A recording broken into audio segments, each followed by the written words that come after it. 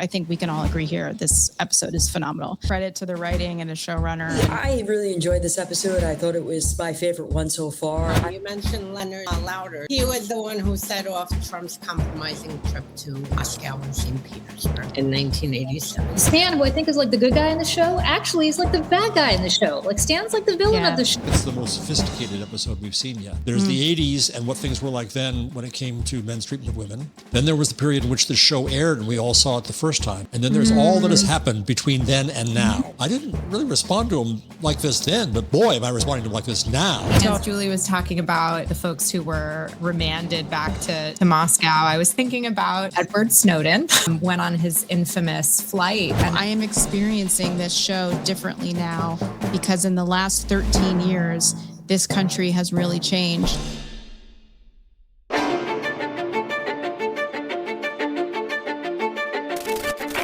Russia, I indicated, is a geopolitical foe.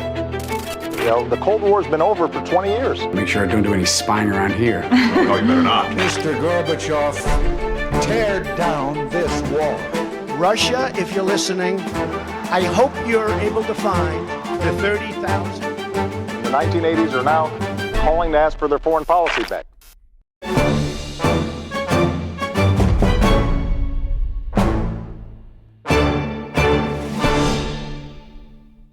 Hello and welcome back to The Illegals, the Americans Rewatch podcast, where every week we watch one episode of what we believe is the greatest television drama of the 21st century and break it down all the way with historical context of the Cold War era, how it all connects to the world we're living in now, as well as the time that it aired, which season 1 was 2013.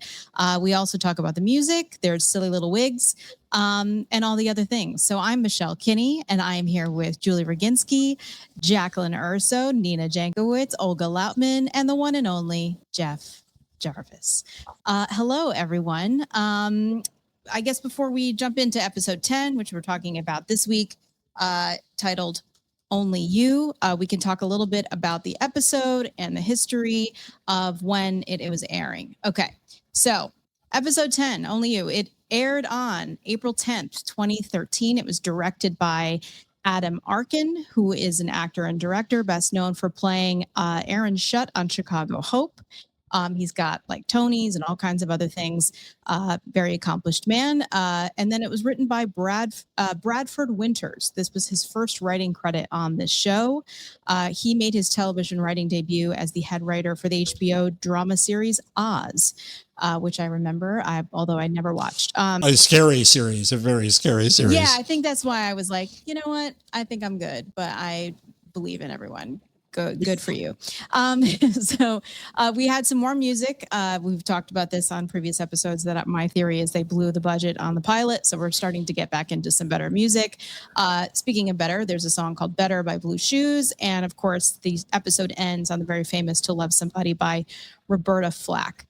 The audience in its original American broadcast, Only You was seen by an estimated 1.5 million households. And it received extremely positive reviews from critics, which I think we can all agree here. This episode is phenomenal. So April 10th, 2013 was just 5 days before the Boston Marathon bombing. Just crazy to think about. First of all, I just have a list here, which, by the way, I'm getting all this kind of week at a glance stuff from the week. So shout out to the week. Senators near a deal on background checks on gun buyers. This is after Sandy Hook, obviously. I'm not sure. I don't think that this ever passed. There was a student arrested in Texas for a college stabbing spree. Fantastic. So the FBI was investigating whether someone bugged the campaign offices of Senate Minority Leader Mitch McConnell, and the move came after the website magazine for Mother Jones posted a recording made in February of 2013 in which McConnell and his aides discussed strategies to use against actress Ashley Judd, who was considering challenging him in his re-election bid. These are great people. There was a deadly earthquake in Iran, a 6.3 magnitude earthquake. UConn beat Louisville in women's NCAA basketball finals. South Korea braces for North Korean missile test. South Korea had raised its alert level to vital threat as surveillance suggested that North Korea was on the verge of launching a missile test. Democrat Robin Kelly easily won the vacant seat that was filled by Representative Jesse Jackson Jr. in a special election in Illinois. And then the Met Museum in New York City received a $1 billion art donation from Leonard Lauder of the Estee Lauder cosmetics fortune. And he gave this big donation saying the people who live and work in New York and those from around the world who come to visit our great arts institutions will benefit. Well, that's just lovely. We love rich people for doing things like that, I guess. So anyways, guys, I thought that this episode was wonderful, devastating, like very sad. Obviously, we lose Gregory at the end of this episode. But I would just love to know your first thoughts because only you, the title, obviously in many of these titles can be thrown any which way and in any connection or pairing off of these characters. But I think that this for Elizabeth, especially being, the one and only person who's ever really known her whole life, that she's ever been able to talk to. And she does say this to him, who else am I supposed to tell? Philip is staying in a hotel. You told me so, huh? Why are you telling me this? Who else can I tell, About the, details of her life. She loses him in a sacrifice of his own making, for the cause and for her. So yeah, would love to know your first thoughts because wow. Well, my first thoughts were not for Elizabeth. My first thoughts were for Gregory, who, whether he knew it or not, did the right thing. By having death by cop, because the reality is that if you know the history of, which Gregory probably did not have, but the history of Kim Philby and others in the West who did ultimately, after being busted for betraying their countries, in the case of Kim Philby, British, and moved to Moscow, all died miserable. I mean, really? These people who went to Russia, and listen, I am sure even people who are in Moscow today who decided to do things that they should not have are miserable, because it is not a happy place to, first of all, it is a miserable place to live for a Black person. I was like, Russia is like a deeply racist country. So that guy, I feel like that would not be fun for him. I will tell you that I specifically remember my first memory of seeing a Black man. Like that's how crazy it was. And I was with my father at a metro station in Moscow somewhere, and I saw somebody who was Black, and I literally almost fell onto the track. Like it just doesn't happen. And it is a deeply racist place, and especially towards Black people. I'm not going to repeat them, but there are tremendously derogatory terms that they use for Black people. Yeah, well, in the United States, parts of the United States I can't imagine are much better. So yeah, maybe, and yeah, even the people who were like Kim Philby, who moved to Moscow and lived, their lives as traitors to their country, they weren't given the freedom to just walk around like normal people. I mean, they might have been set up in an apartment, they might have been set up with, privileges that normal Russians didn't have, like direct access to a telephone right away and a television and so on. But nevertheless, they were followed by the KGB all the time. They were never trusted. They were totally isolated. Learning the Russian language is not easy under the best of circumstances. And it's not like you have a social circle or your family or anybody else. So in the case of Kim Philby, he died basically a miserable alcoholic, as he should have. And so on. So I think, and he was a white, elite British man, as opposed to what Gregory was, which was, I think we were led to believe a Black guy from the streets. So Gregory did the right thing, and frankly, I would have probably done the right thing too, knowing what I know now. He didn't even know what I know, and he still did the right thing. So that's my 2 cents on him. And for Elizabeth, sucks to be her, but I felt worse for him. Yeah. Would they have gone through with killing him if he hadn't done what he did? The Russians? No, yeah, well, Philip. I mean, they were. If he had gone out, he was threatening, kind of. I think that what orders were they under? Was it just too far for the show to put them in that situation? So he let them off the hook too, is what I'm saying. Yeah, I think Philip would have had to kill him in real life, and I think he probably would have relished killing him. There's that. Yeah, but I think he didn't do it out of loyalty to Elizabeth. But of course, this guy was a loose cannon and had to do it. Speaking of real life, two illegals would have never allowed Gregory to walk out the door and go home to their prospective places and take his word that he's going to go and die by suicide by cops. So that would have never happened. That would have, if they ever did, they would end up dead by, in this case, whatever her name is, Granny, but by their handlers, because this is just not, I mean, this is such a breach to protocol, because these are two illegals who were embedded into the country, and allowing someone who actually knows their position and identities to take his word and just walk out and say, yeah, I'm going to go and make sure that I die. That would have never happened. Just to get back to your historical thing, you mentioned Leonard Lauder, just for some other context.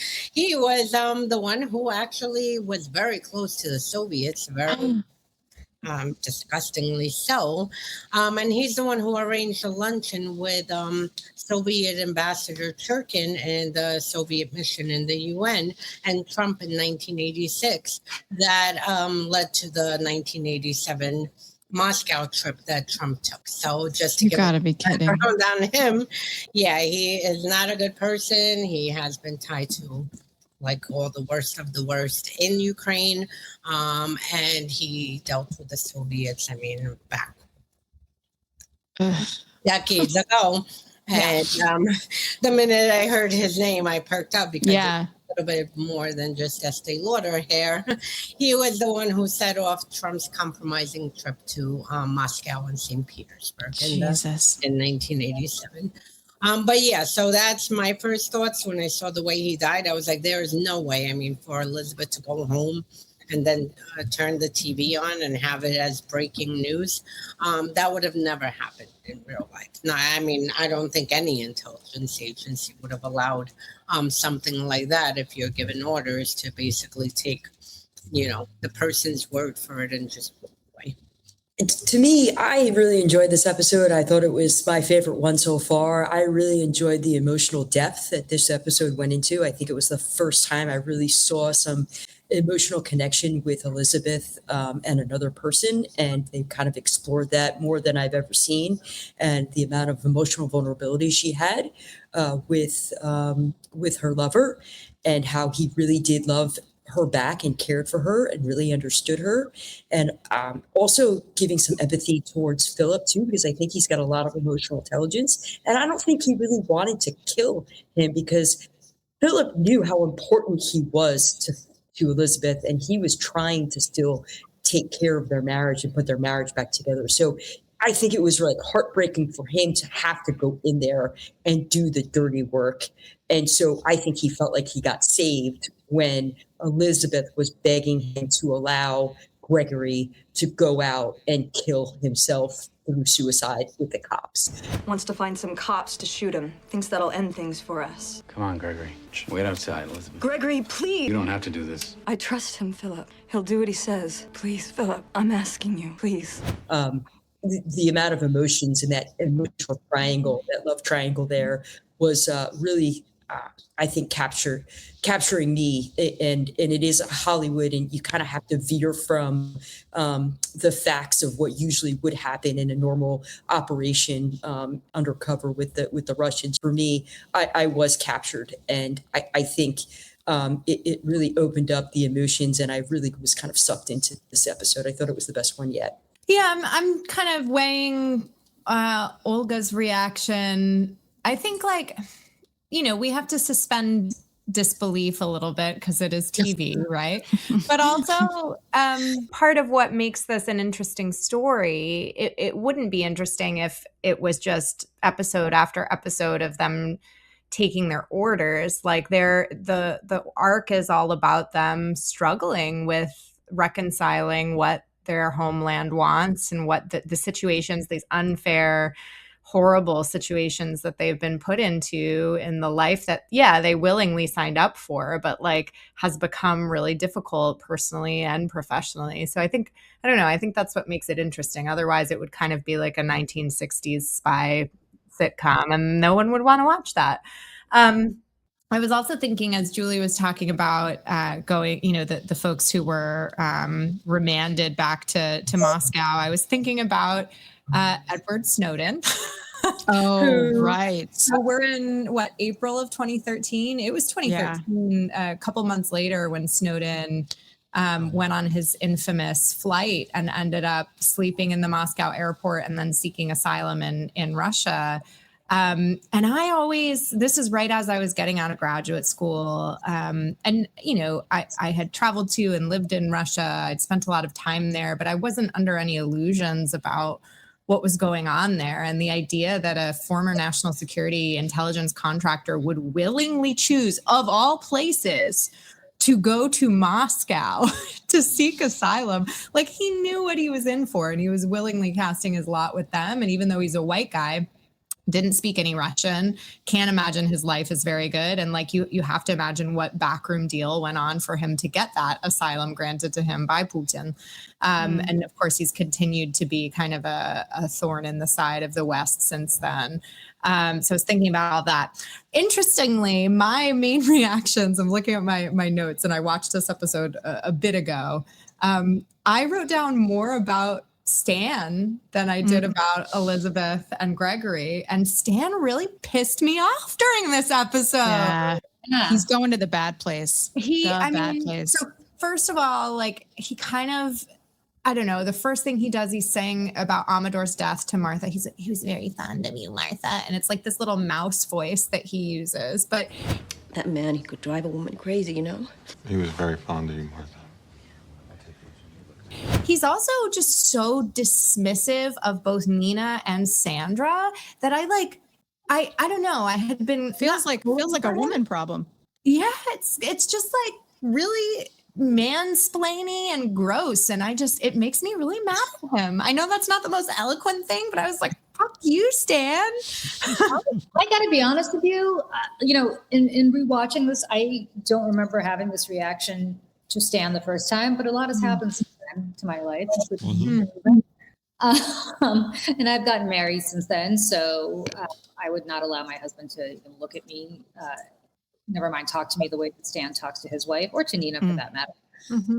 But I do have to say, Stan, who I think is like the good guy in the show, actually is like the bad guy in the show. Like Stan's like the villain of the show. Yes. When it comes to women, I'm talking about Stan's, the bang thing that he did, but I'm talking about like Stan's, basically from what we are led to believe, Stan was missing in action for the entirety of his son's early childhood because he was hanging out with the Ku Klux Klan or white nationalists or whoever he was infiltrated into. Stan was not around for his wife's emotional, like Stan wasn't around, right? Stan was basically an absentee dad because Stan decided that Stan was given the assignment of being a white supremacist for the entirety of the show before the show began. Now Stan is getting to have the opportunity to go work at headquarters at the main FBI building. I assume the way he sold this move to his wife from Oklahoma, or wherever they were living before, was, okay, now we can be together because now I'm not undercover anymore. I'm sure that was the conversation. She kind of implies as much to Elizabeth. And then Stan not only begins an affair with Nina, and was this his first affair? We don't know. Who knows what he was doing when he was infiltrated, when he was hanging out with the Klan or whoever. But Stan's also working really shitty hours and is completely emotionally unavailable to his wife and his child, who is a high schooler who probably needs his dad in a really big way. So I know, Jeff, you always joke with me about like, what are the kids doing? What about the kids? What about the kids? Maybe I do have this mom hat that I constantly wear about this. But like, what about the kids? And what about the wives? And as a wife and a mother, like, fuck you, Stan. Yeah.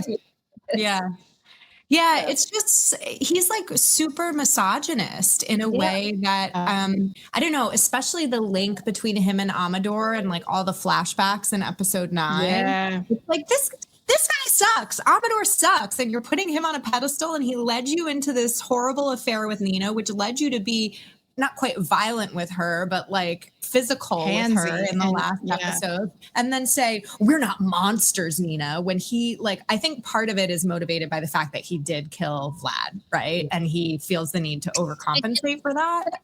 interrupt you for a second? Can we please stop calling him Vlad? That's actually something in the show that drives me crazy. Where Nina calls him Vlad. Vlad is not the nickname. Volodya. It's Volodya. Like nobody calls Vladimir Putin people who are close to him, of which there are none, I think, at this point. But like his mistress / maybe secret wife and his ex-wife does not. Nobody calls him Vlad. They call him Volodya or Vova. They really want to be like super, whatever. But Vlad and like the fact that the Russians call him Vlad to each other, not right. But go ahead. Yeah. Sorry. Yeah. No, I didn't have anything else to say. It's just like that was the really, I mean, the whole episode is unsettling and leaves you kind of nauseous. But for me, those were the parts that left me most nauseous. I don't know what that says about me. Dan lost me a few episodes ago because he was painted in the first, I think, episode or two as like being part of this elite counterintelligence unit for the FBI to chase spies. I mean, it took him, like 5 episodes to get honeypotted by a KGB agent. So, I mean, he lost me then. Like, not only is he a shitty husband, but here he is. You know, he's supposed to be chasing down the Russians, not sleeping with the Russians. And the first move that he makes is, you know, basically having sex with someone who he's a handler to. But is he honeypotted by her? Because I'm sure. That's the thing, right? Like we kind of, those of us who've seen the show before, but like at this point, she has not revealed herself to be honeypotting him because it's not like she's reporting back to, I forgot what's the name of the guy who's now taking over. Yeah, I can't remember his name. Yeah, but to the head of the Arkady. No. Arkady. Yeah. Oh, Arkady? Yeah, Arkady. Yeah, so she's not reporting back to Arkady about her situation with Stan. So but you still don't sleep with a Russian spy. 100%. He doesn't know that. If you're an FBI agent supposed to be chasing spies, you don't go sleep with the spy. I mean, that's not a way to chase spies. Especially, and then on top of it, I mean, you know, he's a shit husband and a shit father. So I agree with you that, you know, Stan is not a good husband. He is not a good father. He is not making the right decisions as an FBI agent. He's not treating women very well, all of these things. And I don't want to give him any excuse for the things that he's done because all of them are intolerable. But I don't think it's as black and white as we're saying as it is right now. I think there's a lot more complexity in Stan's character that we really need to dig into. I think we really need to consider the things and the missions that he's done beforehand. I mean, working inside of a Nazi extremist for 5 years in northern, was it Arkansas, and being Something separated like that, from his family for that long. I mean, he's got scars emotionally and psychologically that I don't think have been uncovered or considered or thought about, because in the 80s, I mean, those PTSD type issues were never talked about, never addressed. So he's suppressed a lot of these things deep down inside of him that he's trying to deal with. I'm not saying that any of the things that he's done are excusable, but I think it's a lot more of a complex situation and dynamic that he's dealing with psychologically and emotionally that we need to really consider and find out the entire context behind where he's coming from, instead of pinpointing him in one direction or another. I'm trying to give him some credit for still trying to do his job, but I think he needs to get help. But I don't think the structure of the institution is allowing him to receive the help that he needs to really unpack the things that he's gone through so that he can kind of get past it and understand what he's been through in order to analyze and kind of break down and progress through them and become better for those things so he can begin to have new and better relationships with the people around him after. And it wasn't, for me, it wasn't until the end of my Marine Corps career, I struggled through those things until about 15 or 16 years before I ended up having those conversations with the right people. And it wasn't because I didn't want to. I tried to get help, and then people were saying, you're lying, you're just faking, you're fine, you're a fully functional person, because I'm a lawyer and I'm a Marine Corps officer. It had to take somebody that was of a senior rank that understood the complexities of the things that I had gone through to see the warning signs, to then use their rank to make the phone calls to the right people, to then get me the help that I needed to have those conversations with the right people. And then all of a sudden things were validated. So that was in 2018, 19, Right. and 20. You can imagine in the 1980s, how far that we've come. And I was still having problems 35, 40 years later. So I want to give him some credit for what he's doing. He is still a functioning FBI agent, although he's struggling with a lot of complex issues on the PTSD type.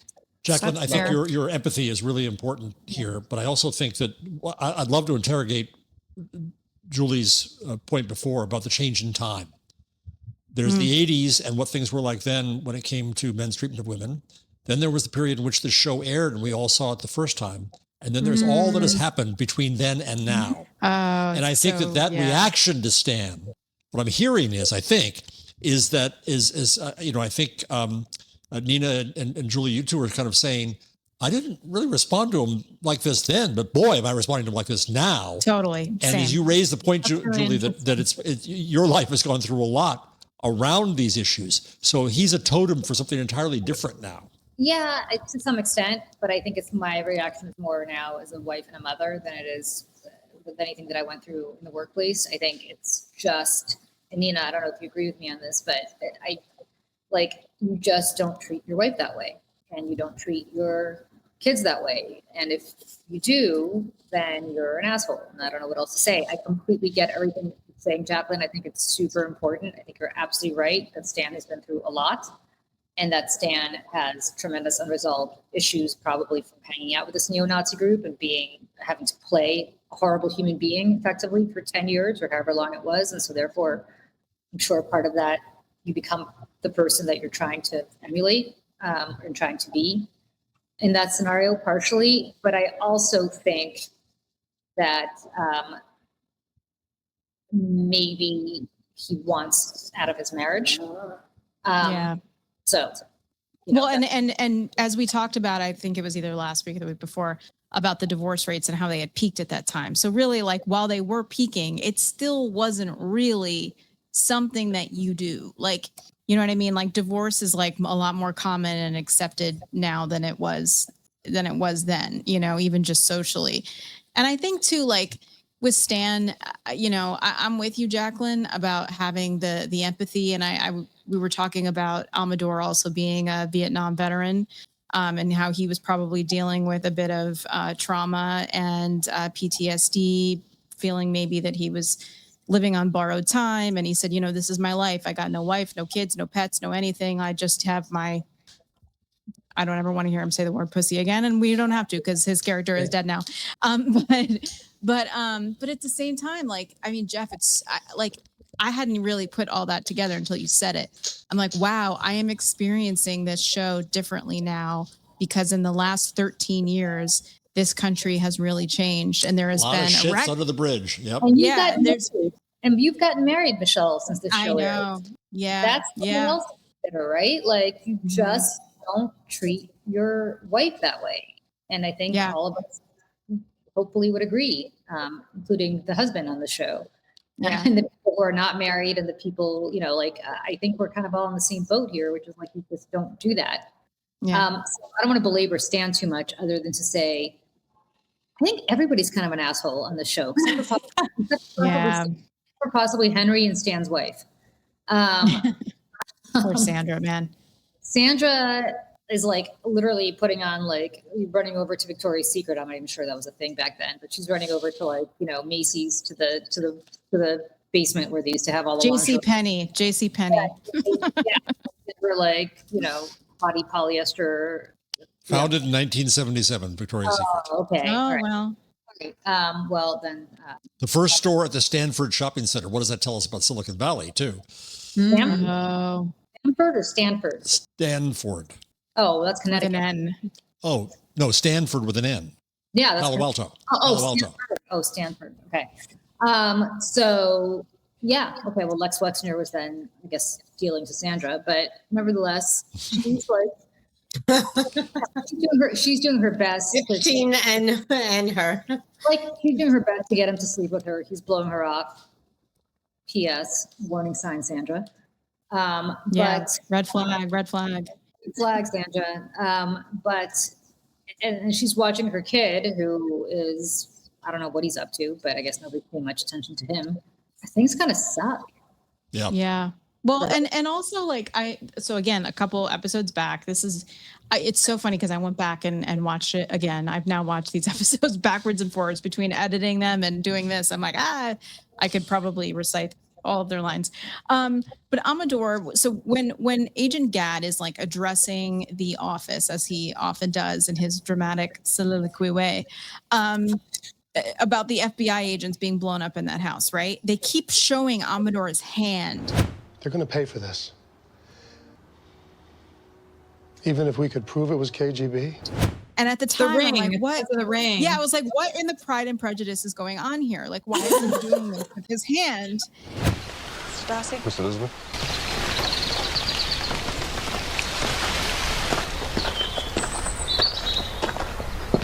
And then I was like, I put it together. I was like, oh, he left it in the trunk. Like, that really was his last act as an FBI agent, was to leave a trail, and as it leads to Gregory, even though he is not the one who did this, he is part of the ring. But it's just so, no pun intended, ring. But also Stan, that last shot of Stan at his desk with the black and white photo on his computer, or like his keyboard, of Gregory's dead face.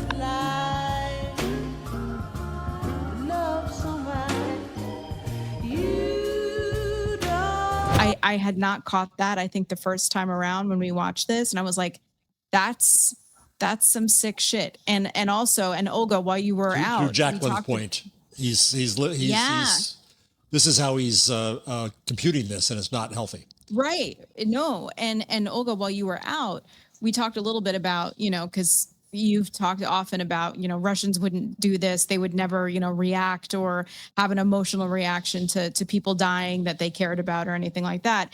While the Americans really are. Like, this is Stan having like a visceral reaction to his friend being killed, to the fact that he killed someone and is now lying to Nina. So he's not just lying to Sandra about this anymore. He's lying to Nina, who apparently he's just using as, I don't know, all the things. But yeah, it was crazy, the ring part of this, because I guess I didn't remember this. I didn't see it coming, and obviously, to talk about the racism too, the way that he went to the garage to talk to that white guy who owned the garage, and the way that he was talking about black people, just like how he was flipping through the mugshots and everything, and Stan had to stop him and be like, don't even say it. They always wore hats and jewelry, like they wear. These guys all looked... Don't even say that. One thing I was impressed is, I think, even with current law enforcement and intelligence agencies with so much technology, I think they forgot how to do basic sleuthing. And I was very impressed how they figured out that there was a ring stuck in the trunk, in the top somewhere, and how they tracked down. I mean, this is exactly how crimes were solved back then. And I think if you would actually put current agents, any police department and detectives, homicide, whatever, it would be a little bit more difficult for them to use critical thinking because of how much technology has taken over. Yeah. So I was DNA. Yeah, DNA. Like, I was very impressed how they figured out the whole ring thing, how they tracked it down to the auto shop, and then from there, how it took them a matter of less than a day, I think, in the show. And the dynamic between all of these people and all of these really heightened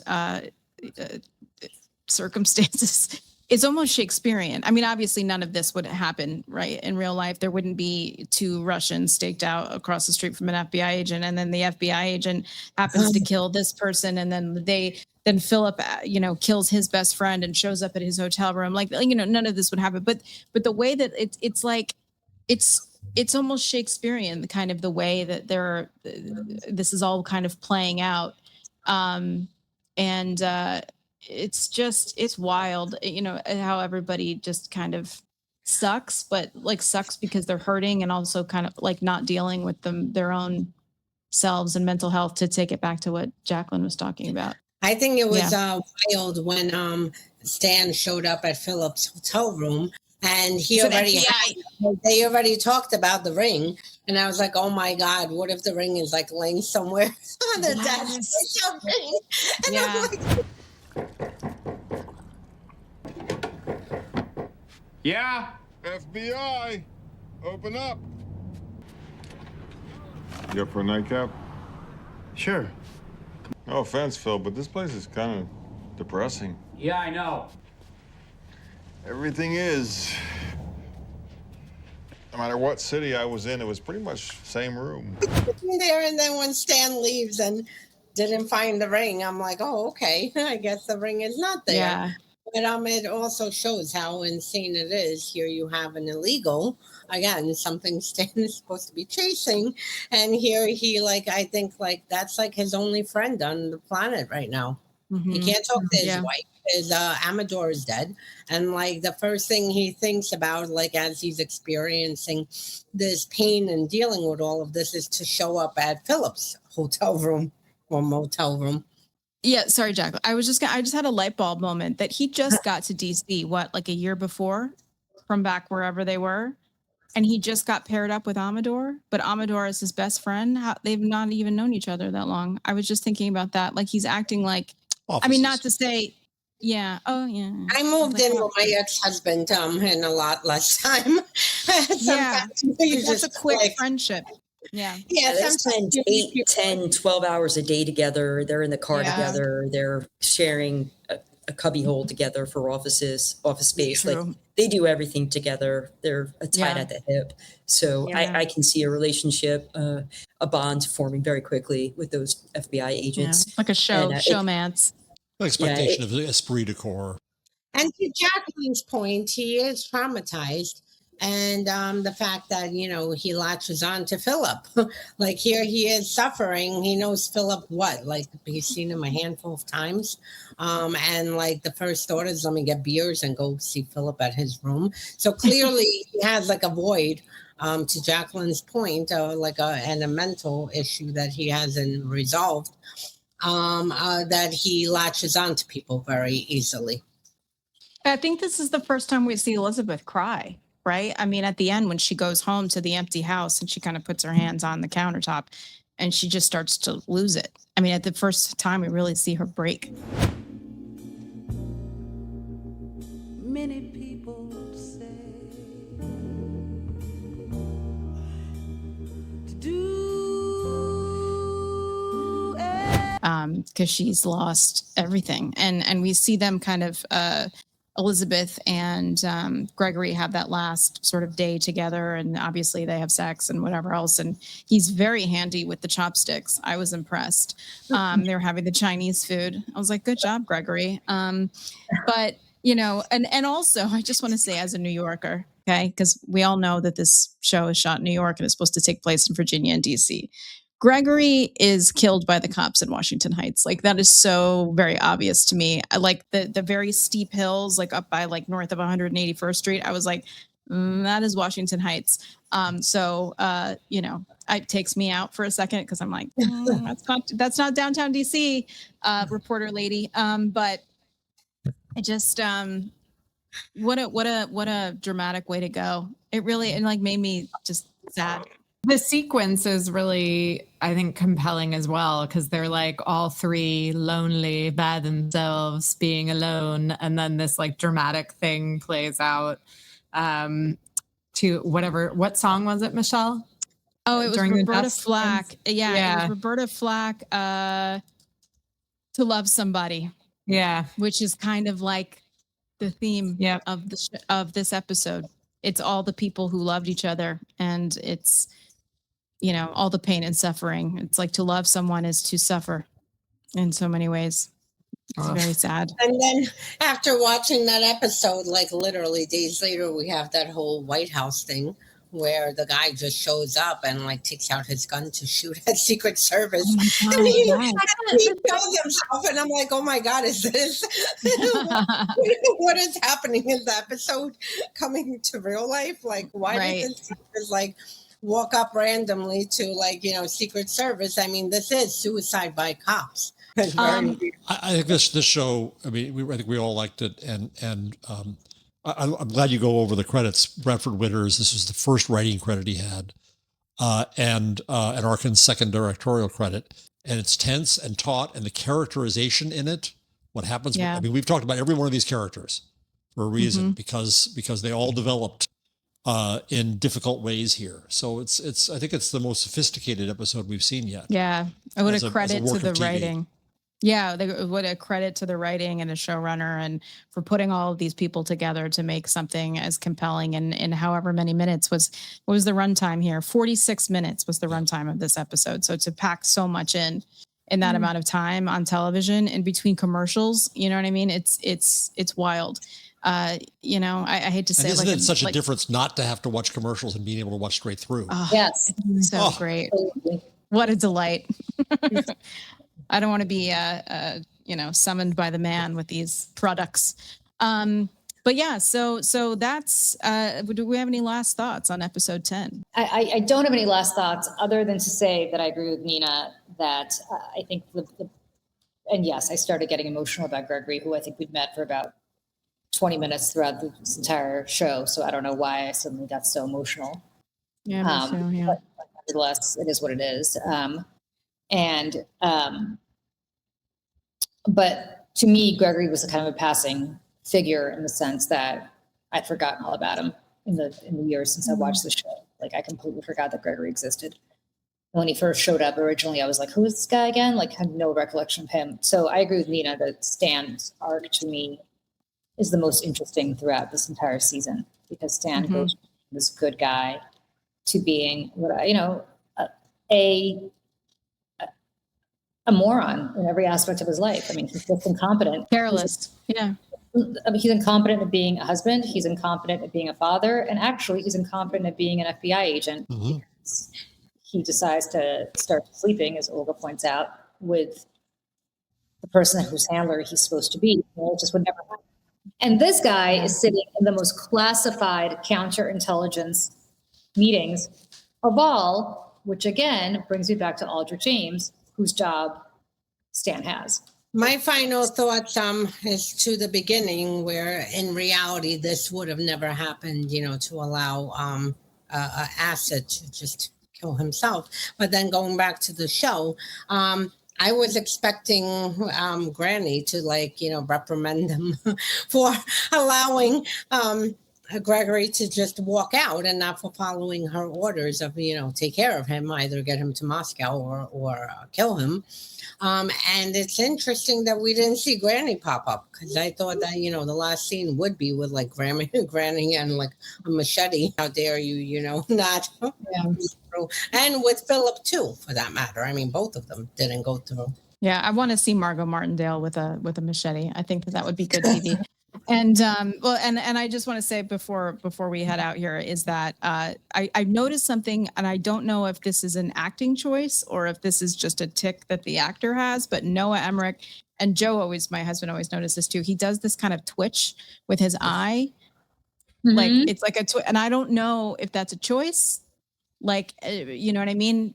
I guess thinking about all the things we're talking about and all of the maybe the guilt and the anxiety and the trauma and all the things, if that's like manifesting physically, or if that's just him, I don't know. But it's something that I noticed in the last couple episodes, kind of doing an uptick.